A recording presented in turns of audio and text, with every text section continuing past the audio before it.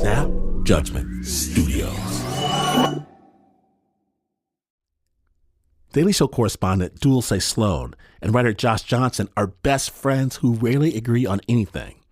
On the new podcast called Hold Up with Dulce Sloan and Josh Johnson, they turn their hilarious, unpredictable, and legendary office banter into a war of words about topics big and small. Mostly small, from texting versus calling to club bangers versus conscious rap and everything in between. Listen to Hold Up with Dulce Sloan and Josh Johnson from The Daily Show every Thursday on the iHeartRadio app, Apple Podcasts, or wherever you get your podcasts. Attention shoppers, we now have taste in the bread aisle. Dave's Killer Bread, that's right. An organic bread that's no longer a sedative for your taste buds. Dave's Killer Bread is on a mission to make the most of the loaf, to rid the world of GMOs, high fructose corn syrup, and artificial ingredients, and plant the seeds of good in all that they bake. Killer taste, killer texture, always organic. Dave's Killer Bread. Bread amplified. Odoo is the most popular open source ERP for many reasons. It's affordable, easy to use. However, most companies rely on Odoo because their applications are fully integrated. But wait, what does fully integrated mean? Imagine a mechanic. They don't waste time running around a shop looking for tools. They keep everything they need in one convenient toolbox. Odoo is just like that. But instead of a hammer or a wrench, you get applications for every aspect of your company. They're always connected and communicating with each other, letting you stay up to date at all times. For a free trial, visit odoo.com/snap. That's odoo.com/snap.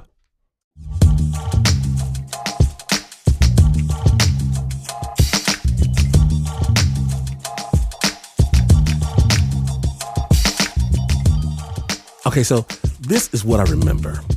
And someone's going to have to help me fill in the blanks. It's Michigan, a TV show. I do not recall the name. It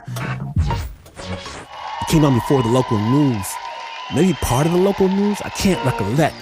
But what I do know is that I sit there in keen anticipation next to my little brother behind our TV trays. Both of us transfixed. And this cheesy announcer guy, cornball, polyester suit, smiling. In some kind of studio, he'd look around, pick a screaming lady from the crowd. Oh my God, oh my God, oh my God. Everybody's excited. He escorts her into a glass booth. Okay, the 60-second timer's about to start. Are you ready, Jan? I'm ready, Tom. And then cash money flies up in the booth.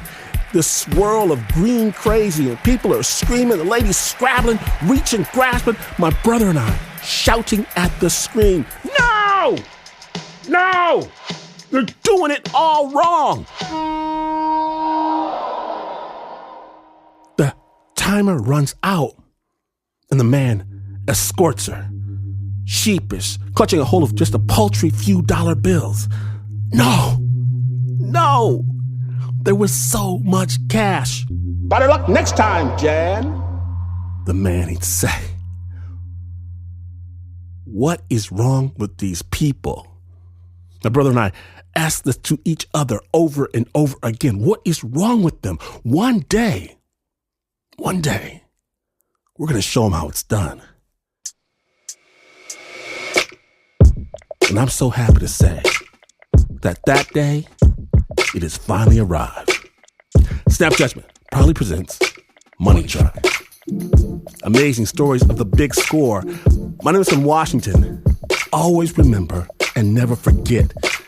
Use your jacket to catch up all the cash when you're listening to Snap Judgment.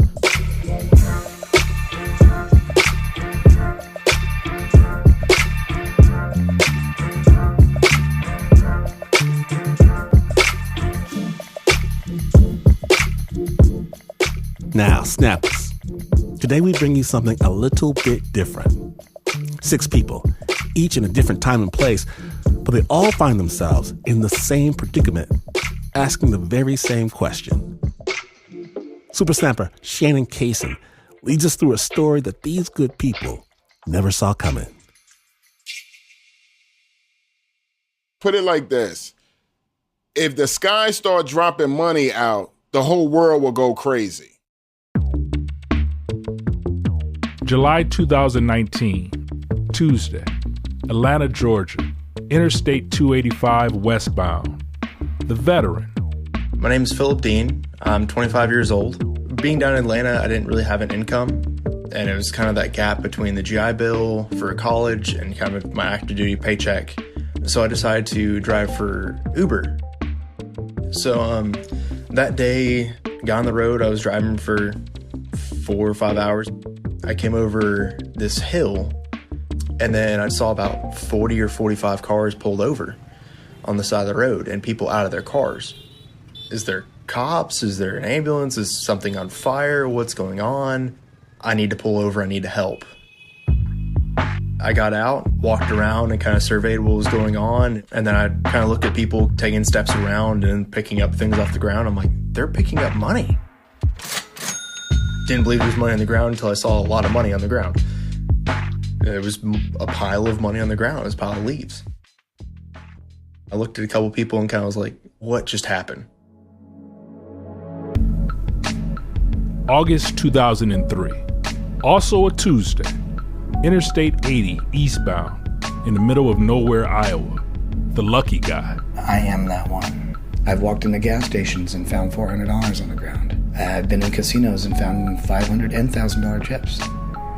Yeah, I was driving down the highway, and out of pretty much nowhere, it started raining cash. Kind of started like a snowstorm with one or two at a time. Next thing you know, it's just hitting you and like dumping on you. I can't see because the windshield of the car was covered. The freeway came to a complete and abrupt stop. There was no way to tell where it came from. We were miles from an exit. Just farm fields on both sides. No buildings, no towns, nothing. Money blowing in the breeze and falling from the sky and getting stuck on people's tires and stuck under people's windshield wipers, stuck in the little crevices of their bodywork on their cars. Like, I've been sitting there observing this, trying to process, okay, how did this happen?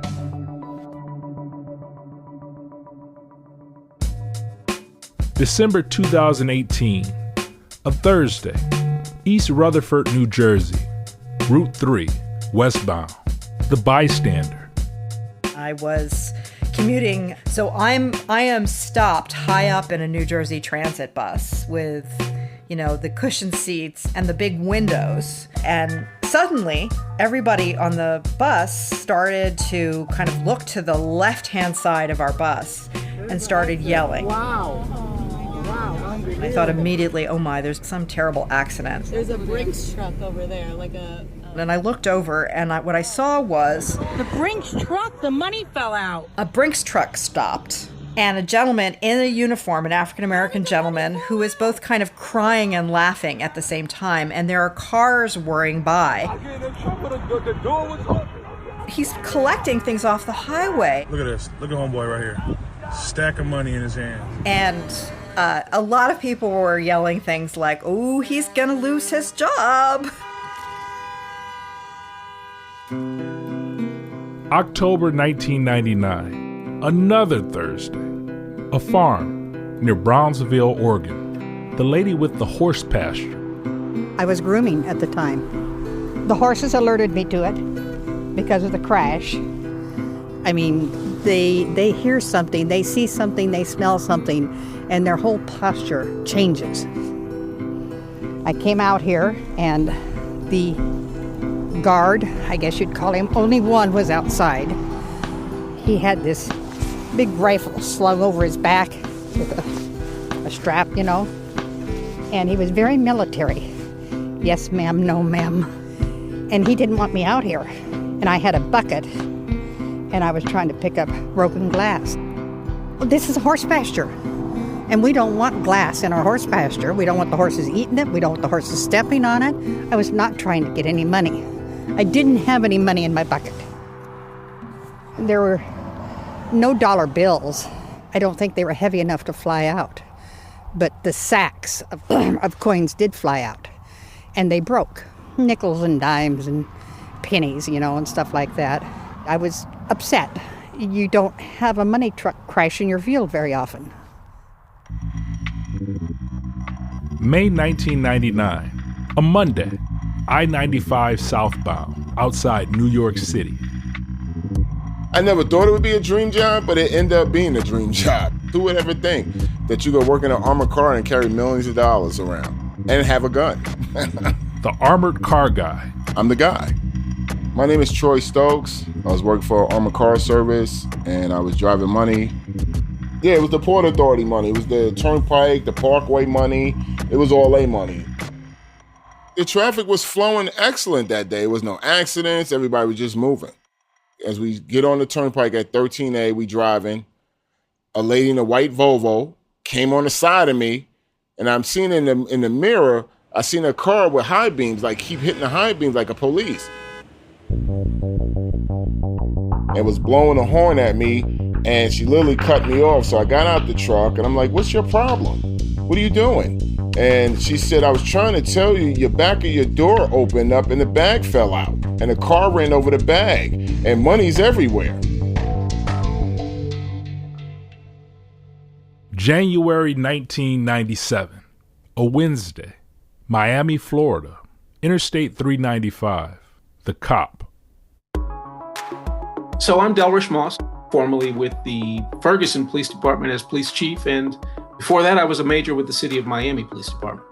I was in my office when we gotten word that a Brinks truck had somehow turned over and that money was spilling down off the expressway. This had happened right in the center of Overtown. Overtown for Miami is probably the most economically challenged neighborhood that there is. It's an impoverished neighborhood, and suddenly money is raining down from heaven. When I first got the call, I thought, man, this can't be happening.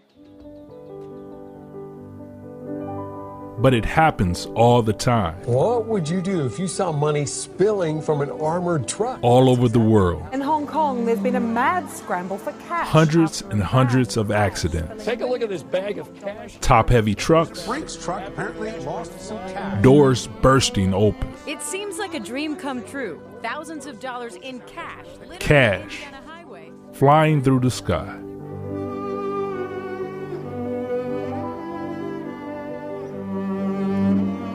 In each of these events, in each of these places, each person has stepped into a whole new world of possibilities.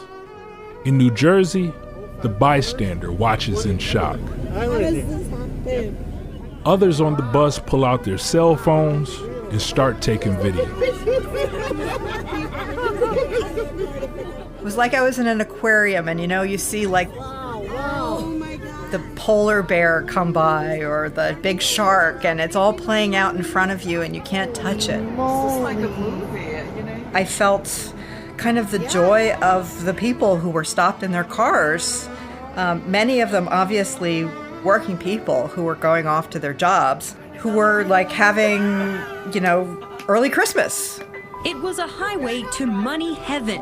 Route 3 West, right in front of MetLife Stadium. People were stopping short, pulling over, even jumping over dividers just to catch some green.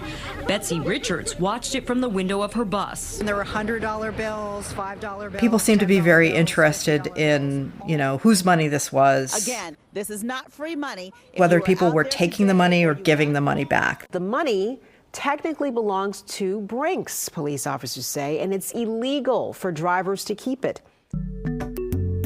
In Miami, the cop heads to the scene. Money was actually spilling down off the expressway, down into the neighborhood, and people were actually out grabbing it up. This was the very same expressway that had destroyed the community. We were severely outnumbered, and we saw people starting to run off in different directions with fistfuls and pockets fulls, running from the police because they were afraid that they'd have to return the money or they were going to be arrested. It was kind of funny. I mean, just to see people running from all over the place had a sort of comical ring to it. The cop hits the streets of Overtown looking for information about the missing money. As we were going around door to door asking people to give the money back, to turn it in, we also knew that in those homes, people were struggling with the dilemma of, now I've got a way to make ends meet. Yeah, I lived in Overtown as a kid. As a matter of fact, most of my high school years were in Overtown. I knew these people. And so when they're telling me something that's not true, I know they're telling me something that's not true. You see the looks on faces. You see that smirk. You see these things that are telltale signs that what they're about to tell you is not going to be the truth. And they know that you know it's not. Most of the residents we talked to said the money that fell from this bridge was good for the neighborhood. $500,000 plus $300,000 in food stamps vanishes in Overtown. If somebody did find money, do you actually think they're going to return it? That money is going to good use. In Atlanta, the vet surveys the scene. Should I stop? Should I not stop? You know, yeah, of course I'm going to stop. It looks fun. I mean, it's money on the side of the road. Why not? Picked up some ones. I think I picked up a 5. I stuffed money into my pockets, and I didn't have any organization to it. I just kind of picked it up, threw it in my pocket, and just kept on going.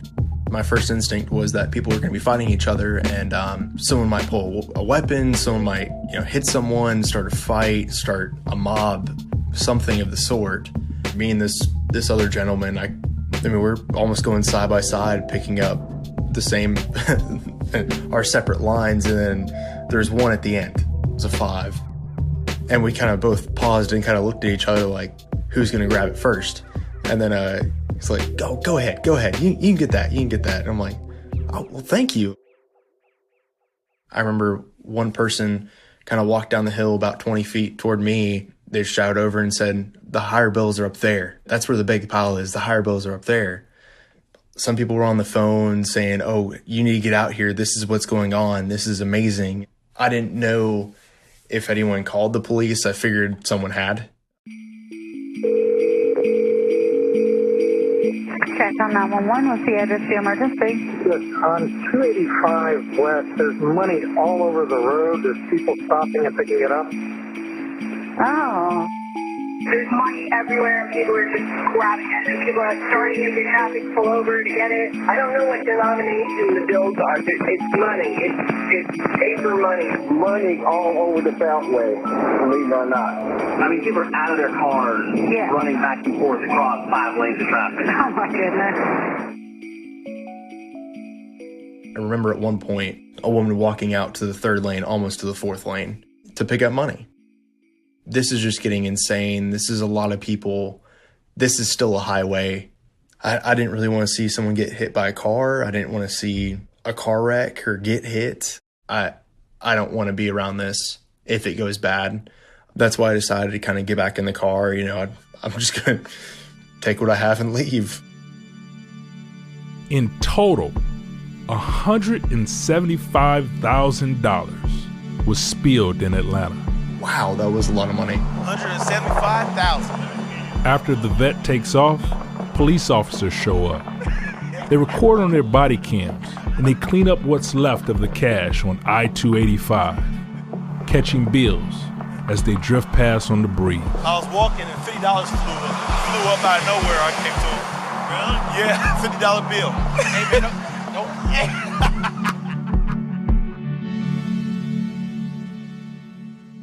Back behind the wheel of his Toyota RAV4, the vet speeds away from the scene with the money. Probably about 30 seconds down the road, I called the parents. You will not believe what just happened. And once I got back to my parents' apartment, I kind of sat in my car for a minute and found everything in my pockets and started, counting it. Went, wow. I folded it up in half and then put it in my wallet separately. Then the $2 or $3 I had in my wallet initially, and I just kept it separate. I believe it was the next day, the Fulton County Police Department kind of put in their social media that, it's not your money. It needs to be returned if you have it.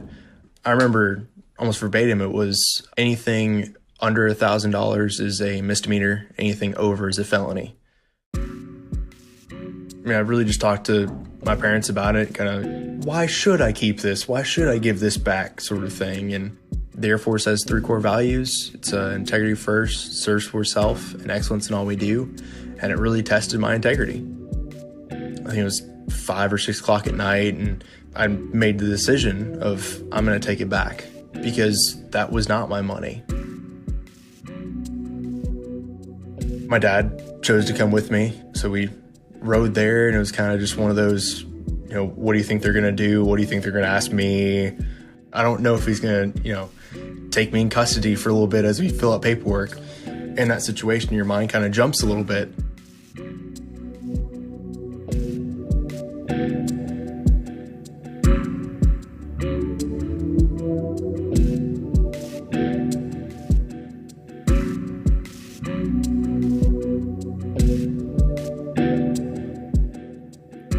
Snappers.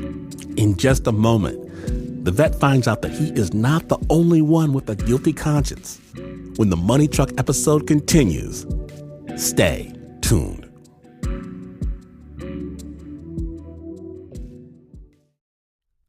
Using Talkspace feels a little like having a mental health professional in your pocket.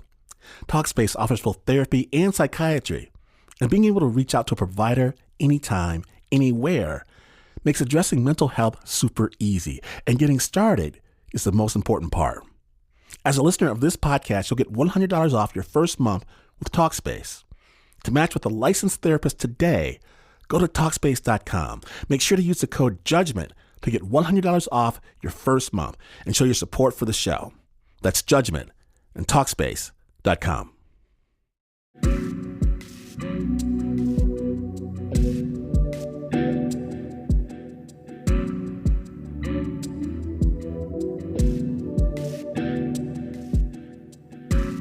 Welcome back to Snap Judgment, the Money Truck episode. When last we left, the vet was on his way to the police station, ready to return the cash he picked up from Interstate 285. Snap Judgment. When the vet and his dad get to the police station, the police officer comes out of the evidence room and greets them. He's recording on his body cam. He's like, "You returning money too?" "Yes, sir, I am." I've been doing this all day. He apparently had just got done with someone else, and he wasn't upset. At one point, he asked me, "Well, how much are you returning?" I think it was 13 ones and a 5. $18. He kind of just blinked at me for a second, like, $18? All right, so Philip, here's the case number. That's saying that I collected $18 from you. If you flip it over, that's all of my information. The vet is one of 9 people who turns in money from what becomes known in Atlanta as the perimeter payday. One person turns in $2,094. Another turns in $520. Another returns $24. $18 is the least that was turned in, so that was myself. My dad kind of joked about it. He's like, all this money that fell on the ground, he picked up $18, and like that's all it was $18. I mean, if I found $40,000 in the ground, it might have been a different conversation. I kind of, kicked myself in the back a little bit on that one and kind of thought about it more. I'm like, why did I not stay longer and why did I not keep it? That night for me, for Uber, was not as good. I think it was only like $20 with Uber Eats that night. And then I picked up $18, so I almost doubled what I did. On the way home, I think I passed a gas station and went, man, it'd be nice to fill up my tank real quick with $18. But I decided not to. On I-95 outside New York, the armored car guy looks over at his partner. He's freaking out. He's like, "Stokes, we're going to lose our job. We're done. So I had to smack him, get him back in control and focus. I said, "Listen, go up there, grab the money, okay? Calm down. I'll stay with the truck. We both can't leave the truck. If we leave the truck, somebody could take the whole truck." He said, "There's people everywhere." I said, "You have a firearm, put it in the air and fire. It works in New York like that. They disperse. Trust me, it will work." It was mayhem. It was like people running, literally almost getting hit by other cars just to grab some money. It was crazy. Tractor trailers stopping, everybody stopping. I mean, and then after they picked up the money, they rolled by and saying thank you to me. "Thank you, sir. Thank you, armor car guys. Thank you." No, everybody was thanking me that went by. "Thank you." They was blowing a horn, thumbs up. People had banners out their cars. Thank you, God bless you. I just had to laugh about it. I mean, what else I'm gonna do? The money's insured. That's why it's called insurance. I just enjoyed the moment. It was so crazy because Cuddy Chung called me out of nowhere. I don't know how she got my cell number. Don't ask me. I don't know how. And I picked up the phone. I said, hello? She said, hi, this is Cuddy Chung from Channel 7 News. I'm like, are you for real? Who am I speaking to? I said, you're speaking to an armored car guy, Stokes. Why? She's like, are you the one with the money that fell out the back of the truck? I said, yeah, you're talking to him. And she was like, we'll be right there. Don't go nowhere. I said, are you serious? Before she said right there, somebody was setting up a tripod up. They're ready to start filming right then and there. And then my CEO guy, Rodriguez, calls us and said, get in the truck now and get out of there. Get out of there. In Oregon, the lady with the horse pasture is told by the guard standing next to the truck that crashed into her field that she isn't allowed to take any pictures. I'd never had a guard standing there with a rifle slung over his shoulder and acting like it was, some sort of top secret thing. I kind of thought that was a little overblown, the top secret thing. So I went up to the corral and I took pictures. It's my property. It's my damn property and I'll do what I want. That's what I thought, He's invading my property. I am not invading his property. And of course, immediately there was people, spectators and newsmen and stuff like that. They called in a crew that stayed here until dark or dusk, gleaning the field and picking up all the money. And then when they left, they said, anything you find out here is yours. The next day, her friend comes by with the metal detector. They don't find much. Minimal amount of money. It was pennies and nickels and dimes. They got all the quarters, I think. In the middle of nowhere, Iowa, cash keeps falling from the sky. The lucky guy sits in his car. I was more confused than anything else. When I first tried to open my door, somebody was running by and hit it and kind of closed it back on me. That's how many people were out running around. So it was kind of like a herd mentality panic. Everybody around us was picking up whatever they could and throwing it in their cars. I just ended up taking a couple handfuls that were on the windshield and throwing them into the car. The lucky guy gathers the bills and stuffs them into a flexible lunchbox cooler. He heads down the highway, the cash in his back seat. At best, maybe there was several $1,000s, I don't know, but it wasn't enough to excite me. It wasn't enough to I'm set for life. We were going to continue to the next town and just turned it in. We were stopped before we got there. There's a police checkpoint. 2 officers step out of a squad car. They asked if we'd driven through it, and we said yes. And they asked if we picked something up, and we said yes. And then they asked, can you guys follow us to fill out paperwork? And we said, okay. And then it was getting to the police station that they informed us that we were being detained. Detained. The lucky guy is charged with theft. That much money on the side of the road, there's going to be somebody looking for it. I was concerned I was going to miss my upcoming work. I was concerned that this was going to take a financial bite out of my ass. I was shocked. He's led through the police station, past cops sifting through piles of money. Tables and tables full of cash spread out. They took whatever we had, and they were all $20 bills. I never got an official count, honestly. I do know that the person that was arrested after me, he had, I think, over 20 grand on him. After getting his mug shot, the lucky guy is shut inside a closet full of bookshelves and discarded furniture. That's how small of a town it was. If I was like the A-team, I probably could have built something to get out of there. I had really done nothing wrong other than picked up something I found on the ground in the middle of the highway. That night he makes bail and calls a lawyer, who gets his charges reduced to a misdemeanor. When I walked out of the booking facility, I got back in my car and continued down the road for at least 100 miles or so. I might have left the state that night. I was like, what the fuck was that about? Seriously, what the hell was that about? The armored car guy is taken to the state police barracks. It's 1 o'clock in the morning. I was there for about 3 hours. They interrogated me to find out what led up to the money falling out the back of the truck. Just write down everything, what happened, throughout the whole day to lead up to this. And that was it. And then they let us go. Actually, I thought that all of this was going to be a big misunderstanding. It was a freak accident. And then I just go back to work like regular. That's the thing I'm thinking in my mind. The truck probably was bad or whatever like that. I would never know it fell down if the lady never pulled me over. I'd have got all the way back to Trenton and never knew nothing about it. If a door ajars, ajar means when it opens, the alarm goes off and it's a red light in the front of the driver's side. It's a big bright red light that just like that to let you know a door opened. That didn't work. No light, no alarm, no nothing. The armored car guy doesn't go back to work the next day or the day after that.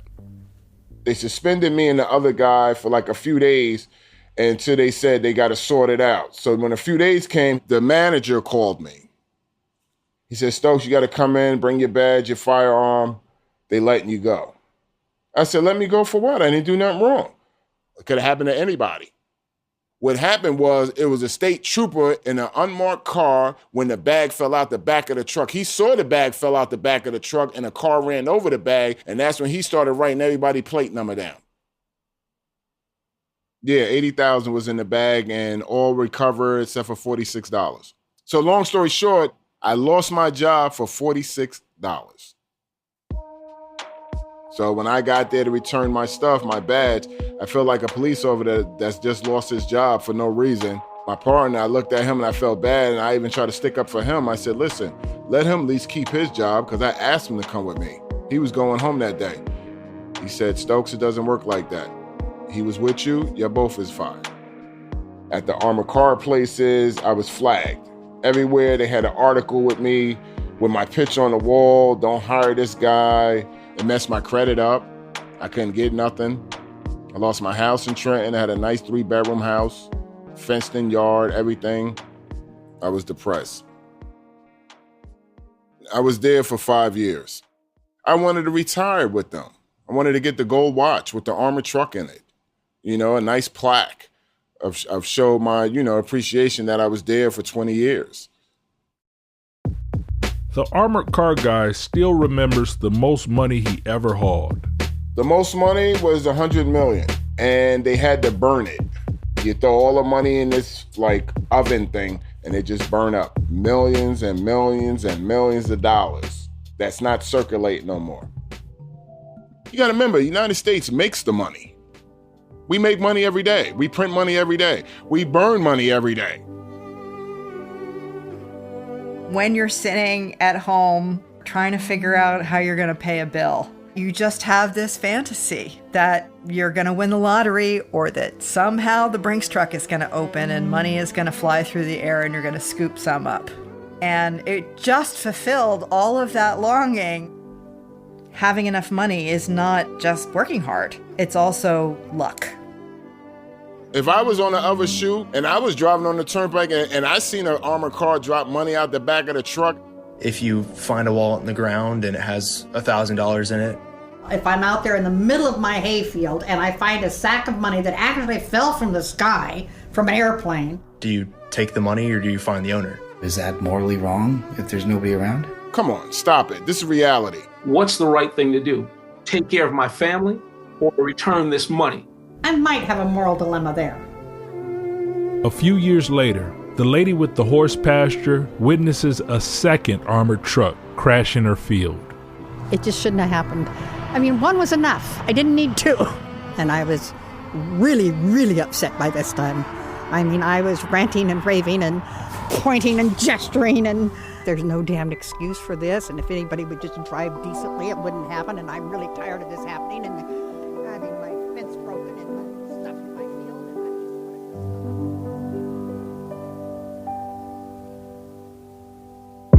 just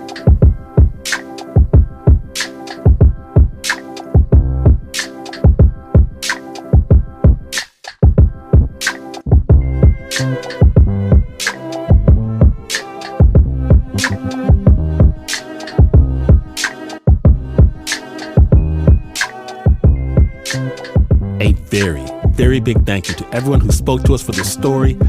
Troy Stokes, Philip Dean, Betsy Richards, Delrish Moss, Carol Steele, and The Lucky Guy. Featuring Shannon Kaysen as the narrator. Check out Shannon's podcast, Homemade Stories, to hear more from the Shannon. And big thanks to Tyler Estep, who first reported Philip Dean's story for the Atlanta Journal-Constitution. And thanks as well to Cole Richards and Randy Scott Carroll for the recording assistance. The original score for this story was by Renzo Gorrio. It's produced by Anna Sussman, John Fecile, and Nancy López.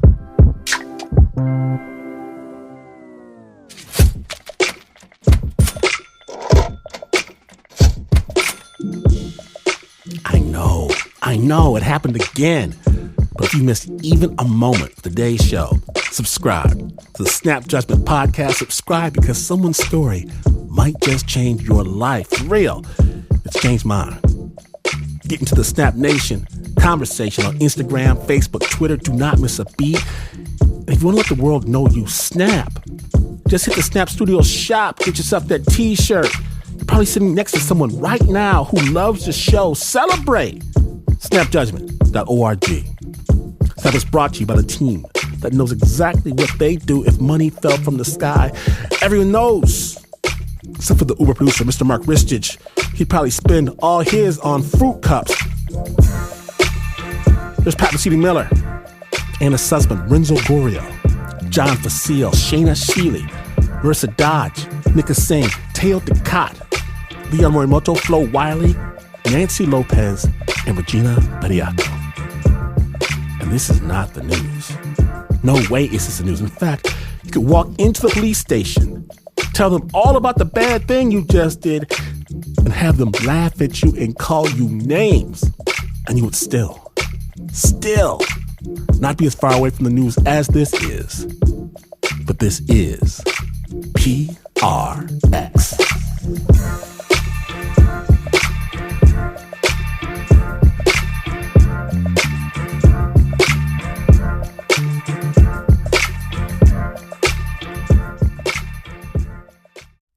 If you run your own company, then you need Odoo. Odoo is an affordable, all-in-one management software built to increase the efficiency and productivity of any business, regardless of size, budget, or industry. With Odoo's massive library of fully integrated applications, you can control every aspect of your company from anywhere, at any time. So ditch that old, outdated software and get more done in less time with Odoo. For a free trial, go to odoo.com/snap. That's ODOO.com/snap.